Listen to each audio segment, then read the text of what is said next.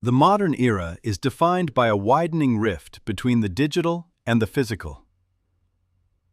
While much of the world has retreated into the weightless abstractions of software and financialized growth, a different philosophy is taking hold elsewhere. There is a growing recognition that true power does not reside in the ability to move data, but in the mastery of atoms. Breakneck explores the thesis that the next century will belong to those who can engineer the tangible. It details China's pivot away from consumer internet platforms and toward hard tech, the essential domains of semiconductors, new materials, and advanced manufacturing. This is a quest for industrial sovereignty in an age where the physical world has become the ultimate strategic frontier. Dan Wang brings a singular perspective to this shift. Having spent years embedded within China's industrial ecosystem as a leading technology analyst, his insights are forged not in abstract theory, but through direct observation of the factories and laboratories reshaping the global order.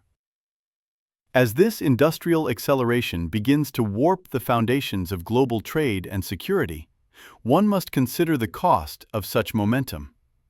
In the pursuit of a future engineered at breakneck speed, the boundary between progress and peril becomes increasingly thin.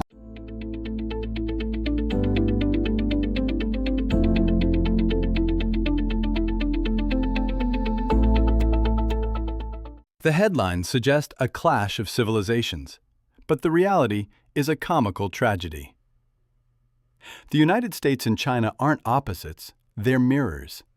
Both nations share a crass materialism and a veneration for the hustle.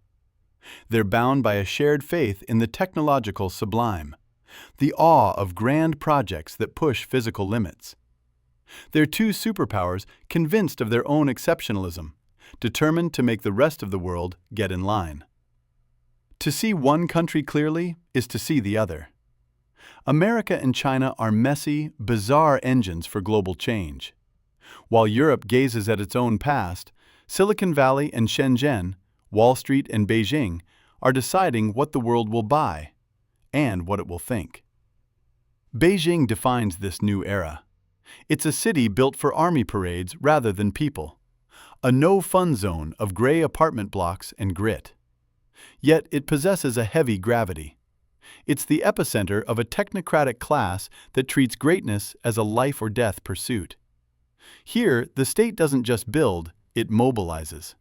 It moves fast and breaks things, and it moves fast and breaks people. This is the rise of the engineering state. It's a system that can yank a population into modernity at breakneck speed, unburdened by the procedural delays that define the West. In contrast, the United States has become a lawyerly society. It's a superpower gripped by an ineffectual state, where a procedure-obsessed left and a destructive right conspire to block anything from being built. We now face a century defined by this competition. American elites, mostly lawyers, excelling at obstruction, versus a Chinese technocratic class, mostly engineers, excelling at construction. It's a world where things are getting better and worse at the exact same time. Prosperity and repression are no longer contradictions. They're the two sides of the same coin. The only hedge against this friction is curiosity. If the hostility between these two mirrors boils over, it won't just devastate the superpowers, it'll break the world. The engineering state and the lawyerly society each hold a vision of what the other is missing. The question is whether they'll look long enough to learn.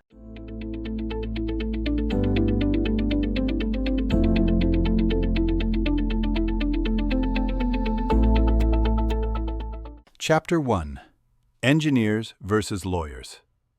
The supposed engine of the future has become a place of physical stagnation. While its innovations retreat into the virtual world, the physical landscape is defined by crumbling infrastructure and a strange, drab dysfunction. Each flight from California to China is a journey from a static society to a functional one. From a place that can't keep the lights on to one that can't stop building. This rift defines the two superpowers.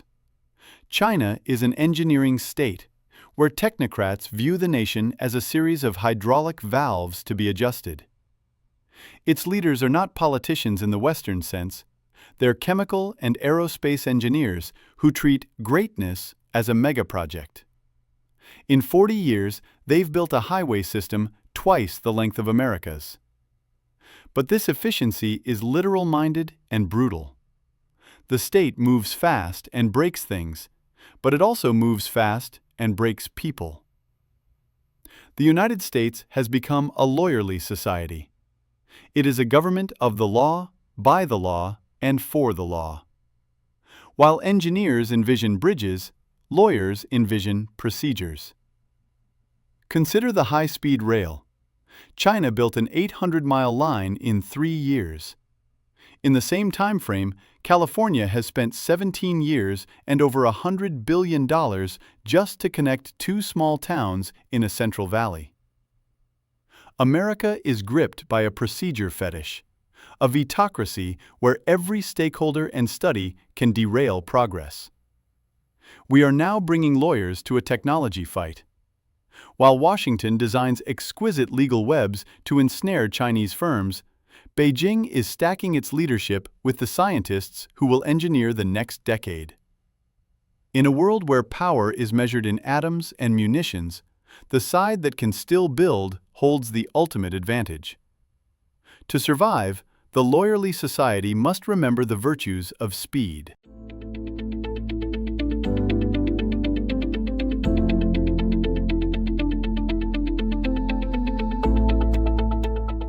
Chapter 2. Building Big. Not from a boardroom in Beijing, but from the seat of a bicycle in Guizhou. Once a vexingly numerous jumble of mountains where not 3 feet of land was flat, Guizhou has undergone a transformation that compresses a century of American development into just 2 decades. Today, China's 4th poorest province boasts 45 of the world's 100 highest bridges. It has more miles of high-speed rail than many developed nations have track. This is socialism with Chinese characteristics in its purest form. It is a system that shuns welfare and redistribution in favor of monumental production. To the Chinese technocrat, production is a noble deed. Consumption is a capitalist distraction. By keeping taxes low and social safety nets threadbare, the state ensures that resources are funneled into the commanding heights, the subways, the Mars rovers, and the massive water diversion projects that rival the Grand Canal of antiquity. But beneath the glittering bridges and the hydropunk skylines of Chongqing lie the cracks of overextension. In Tianjin, a hollow Manhattan stands with empty skyscrapers and a photogenic library filled with fake book spines, a metaphor for an economy with great hardware but no soul. In Liupan Shui, vanity projects like ski resorts without snow have left the city drowning in $21 billion of debt. The officials responsible don't just lose their jobs, they receive death sentences. The human cost is just as heavy. From the tofu houses that collapsed on children in Sichuan to the coercive thought work used to resettle millions of Tibetans, the state treats people as obstacles to be moved. Yet, because this system delivers material progress, running water, modern malls, and speed, the party maintains its grip. Today, the U.S. and China are mirrors of each other's failures. America is a lawyerly society focused on protecting the wealthy through a procedure fetish that can stall a wind farm for 16 years. China is a supply-side powerhouse that builds 4 times more renewable energy than the entire G7 combined. For the U.S. to survive the coming century, it must regain its lost muscle for building. For China to avoid collapse, it must finally learn to trust its people to consume what they have created.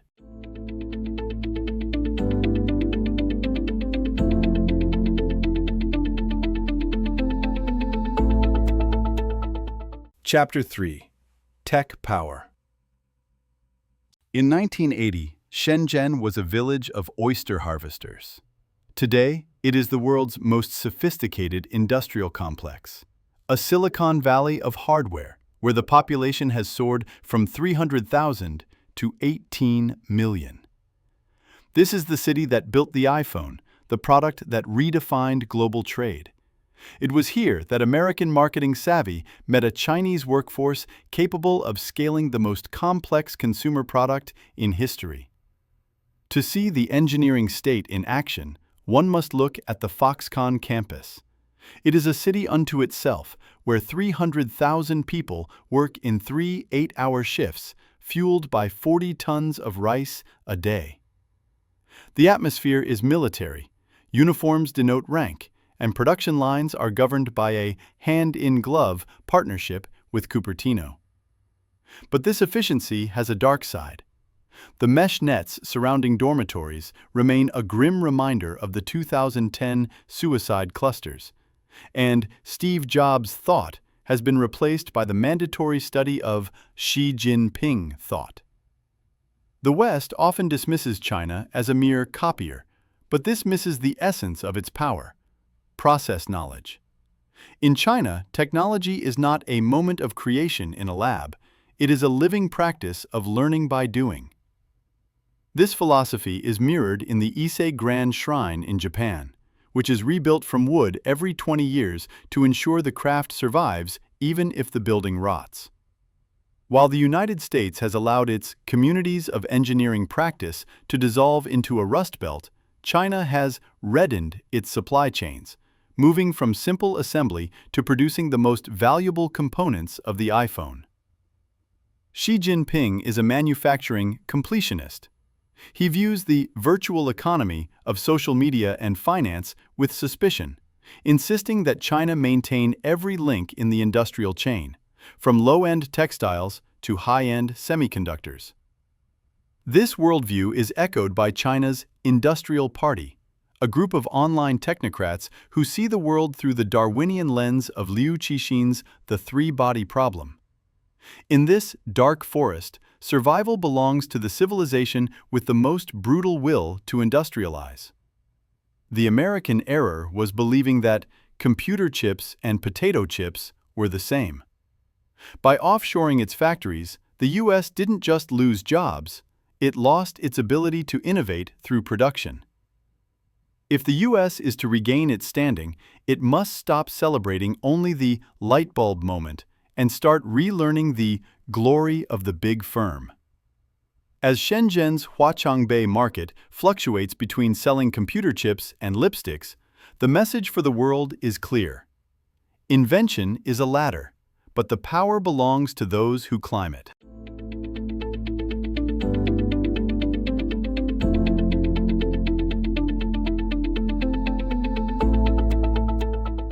Chapter 4. One Child.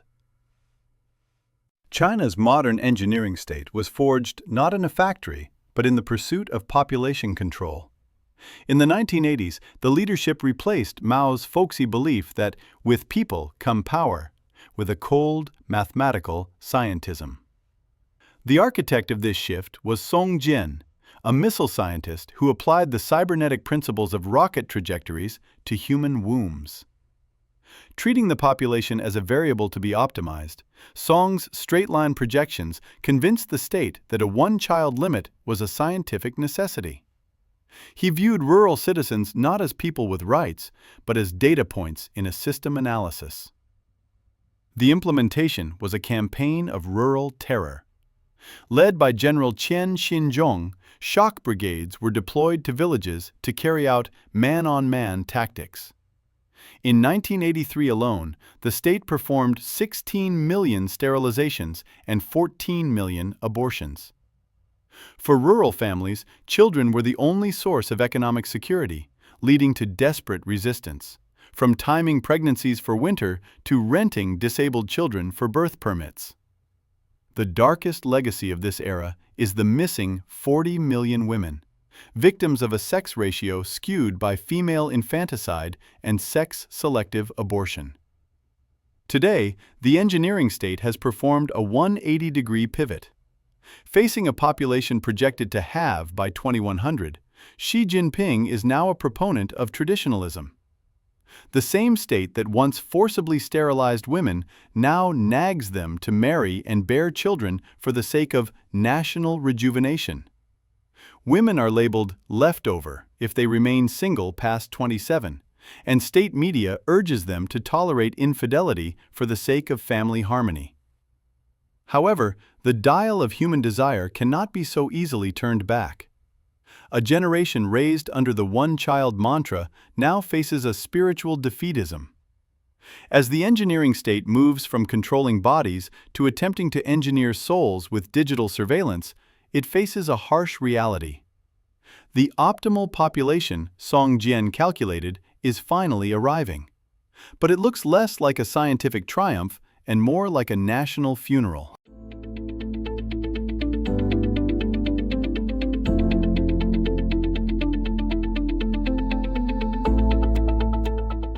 Chapter 5. Zero COVID. For 3 years, the engineering state treated the COVID-19 pandemic as a variables-based problem to be solved through sheer force and digital precision.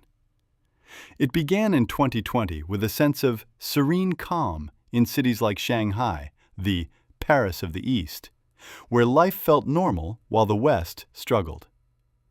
But by 2022, the strategy curdled into a sanitation terror. In Shanghai, 25 million people were trapped in an unplanned 8-week lockdown. Residents faced starvation in the country's richest city, watching as their food supply chains collapsed while drones overhead barked commands to repress your soul's yearning for freedom. The enforcers of this era were the dabai, or big whites, men in hazmat suits who became the face of a literal-minded state that would swab a fish for COVID but deny a dying woman dialysis. The psychological toll was immense, captured in the censored Voices of April video and the desperate communal buying groups formed by neighbors who had previously been strangers. While the coast was a grid of lockdowns, the mountains of Yunnan offered a glimpse of a different China, a region historically resistant to state control, where the tendrils of the engineering state finally thin out. The finale was as chaotic as the beginning was controlled. After the white paper protests and the searing slogans of the Sitong Bridge Man, the state performed a whiplash reversal. Zero COVID was abandoned overnight in the dead of winter, without a surge in vaccinations or even basic fever medication. The engineering state had followed its science to the point of social immiseration, only to leave its citizens to face the virus alone. Today, the infrastructure built for pandemic surveillance has been repurposed. The same neighborhood committees that locked doors in 2022 are now calling women to ask about their pregnancies. For the youth of China, the pandemic was a crisis of faith. A realization that no amount of prosperity can protect a citizen when the state decides to treat their body as a data point.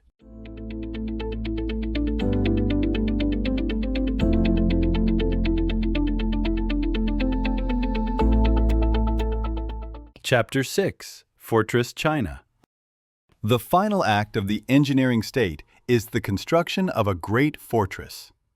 Worried by extreme scenarios and dangerous storms, Xi Jinping has surrounded himself with defense and aerospace executives to harden China against potential conflict. While the lawyerly society of the United States excels in finance and culture, it has largely lost the ability to build in the physical world. China has instead doubled down on a version of East Germany for the digital age, a state that combines pervasive surveillance with a dominant high-tech industrial base. This shift has created a profound central contradiction. On one hand, the creative and the wealthy are ruining, fleeing to places like Chiang Mai or New York to escape a control neurosis that can't even take a joke. On the other hand, China's manufacturing sector continues to go from strength to strength. The US attempted to slow this through technology wars, but inadvertently triggered a Sputnik moment that forced Chinese firms to build their own future. Ultimately, both systems suffer from their own extremes. The US is litigated to a standstill, while China is engineered to exhaustion. The path forward requires a rare exchange, for America to recover the will to build, and for China to discover the courage to leave its people alone. This isn't just theory. 2 decades ago, my own parents made the decision to run from Yunnan, carrying their 7-year-old son toward a different life. They knew then what many are realizing now, that the most powerful weapon against the designs of an engineering state is the simple, stubborn refusal to be a data point.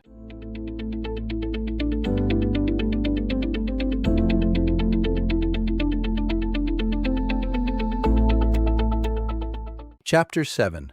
Learning to Love Engineers. China says it will always be a developing country. Most see that as propaganda. I find it beautiful. Because developed implies you're done, finished. It's the status of a mausoleum. For 40 years, Beijing has taken the future dead seriously. But the engineering state has a ceiling. The Communist Party is too afraid of its own people to let them be truly creative. They want the prestige of a global power, but they keep chasing their best entrepreneurs into exile. The United States has a different problem. It has the pluralism China lacks, but it has lost the musculature of its industrial heritage. We have empowered lawyers to micromanage the world into a standstill. I wrote this book because I believe America can choose to be a developing country again. We can look at the high-speed rails of China and the nuclear subs of our own past and remember, we are allowed to build. My parents made a bet on the West because of its freedom. I want to make sure that bet continues to pay off, not just in the quiet comfort of the suburbs, but in a nation that still knows how to reach for the moon.